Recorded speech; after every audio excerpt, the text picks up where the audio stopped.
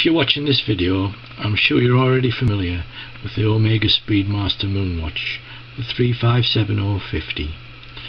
I acquired this watch a few months ago, and I had an earlier watch which I decided to convert to the Mitsukoshi dial. Now, the Mitsukoshi dial was originally fitted on Omega Speedmasters for the Mitsukoshi store in Japan.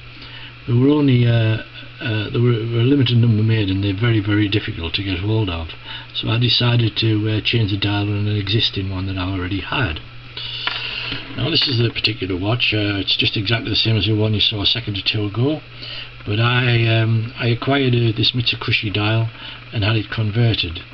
Now, the dial, as you can see, is, I think you'd call it a panda dial, and it's quite a simple conversion to do. Any competent watchmaker probably change this dial in perhaps half an hour or an hour at the outside. Now, the original Mitsukoshi watch actually had steel hands, as this one does. I would recommend on retrospect that perhaps it would be wise, if you were thinking about doing this conversion, to actually have black main hands and white sub-dial hands, because it can be somewhat difficult to actually read this in certain lights. However, that's the way it is. I may change them at a later date. The other thing is, if you were considering this, you must get a new set of hands, because the odds are that when they come to take the old hands off, they'll break them because they're a very tight fit. However, I decided to go ahead with it.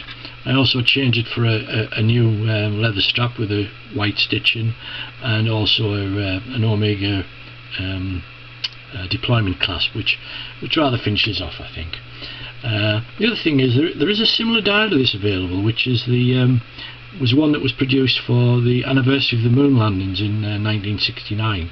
It's virtually identical to this, but there's just a small portion of red writing underneath the existing lettering, and personally I think it just detracts from the look of the watch. However, I'm quite pleased with the result. I think it looks nice, and you can always change it back to the original specification if you wanted to. Anyhow, thanks very much for watching. I hope you enjoyed this video, and any questions, just let me know. Thank you.